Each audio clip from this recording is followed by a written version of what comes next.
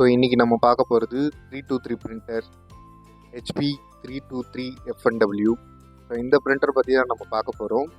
இதில் சொல்ல வேண்டிய விஷயம் என்ன அப்படின்னாக்கா, நீங்கள் கேட்ரிட்ஜ் வந்து ரீஃபில் பண்ணாலும் சரி, இல்லை கேட்ரிட்ஜ் புதுசு போட போகிறதா இருந்தாலும் சரி, உள்ளே இருக்க ட்ரம் யூனிட்டை நீங்கள் எடுத்து அதை க்ளீன் பண்ணிவிட்டு அகைன் போட்டிங்கன்னா தான் உங்களுக்கு வந்து கிளியராக பிரிண்ட் வரும்.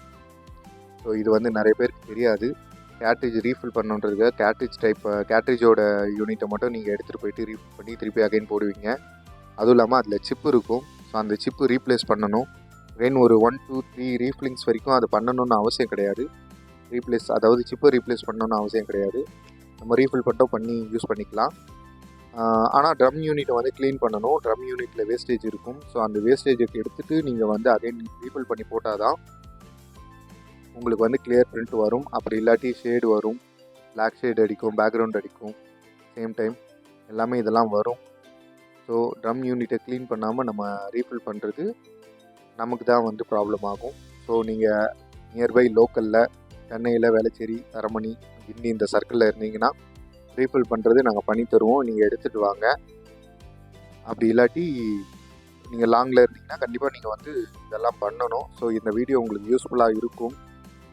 ஸோ அதுக்காக தான் நான் வந்து உங்களுக்கு கிளியராக சொல்லிடுறேன்.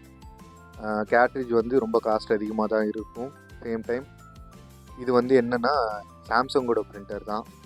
சாம்சங் பழைய மாடலில் இருந்த பிரிண்டர். ஸோ இப்போ இது வந்து ஹெச்பியில் வருது. அவ்வளோதான் வித்தியாசம். நேம் மட்டும் தான் மாறி இருக்குது. அதோடய ஒர்க்கு, அதோட கேட்ரிட்ஜ் டைப்பு எல்லாமே அப்படியே தான் இருக்குது. வேறு ஒன்றும் இல்லை. சாம்சங் நீங்கள் பழைய சாம்சங் யூஸ் பண்ணியிருந்தவங்களுக்கு தெரியும். ஸோ அது ரொம்ப நல்லா போயிட்டு இருந்த பிரிண்டர் அது சாம்சங்கில். ஹெச்பிலையும் அதே மாதிரி இருக்கும்னு நம்ம நம்புகிறோன்னு நினைக்கிறேன். இப்போ தான் வந்திருக்கு. ஸோ அதனால் பிரிண்டரை வச்சு நம்ம வந்து சர்வீஸ் வீடியோ எதுவும் போட முடியல. இனிமேல் நமக்கு சர்வீஸ் எதாவது வந்ததுன்னா ஸோ அதை வச்சு நம்ம வீடியோ போடலாம். அது கேட்ரிட்ஜ் எப்படி ரிமூவ் பண்ணுறது, ட்ரம் யூனிட் எப்படி ரிமூவ் பண்ணுறது, அதை பற்றின வீடியோ கண்டிப்பாக நம்ம போடுவோம். சர்வீஸ்க்கு வரல, எந்த கஸ்டமரும் நமக்கு வந்து இன்னும் கூப்பிட்டாங்கன்னா கண்டிப்பாக நம்ம வந்து சர்வீஸ் பற்றி வீடியோ போடுறோம். ஸோ கேட்ரிட்ஜை பற்றி இந்த வீடியோ கண்டிப்பாக உங்களுக்கு யூஸ்ஃபுல்லாக இருக்கும். கேட்ரிட்ஜ் டைப் எடுத்திங்கன்னா ஒரு டைம் எடுத்தாலும் சரி, 2 டைம் எடுத்து ரீஃபில் பண்ணாலும் சரி, உள்ளே இருக்க ட்ரம் யூனிட்டை எடுத்து க்ளீன் பண்ணிவிட்டு அகைன் நீங்கள் போடுங்க. அப்போ தான் உங்களுக்கு வந்து கரெக்டாக இருக்கும். ஸோ இதை சொல்ல வேண்டியது அதை நான் இப்போ நான் இந்த வீடியோவில் அதை பற்றி தான் சொல்லியிருக்கேன். பாருங்கள், யூஸ்ஃபுல்லாக இருக்கும். தேங்க்யூ.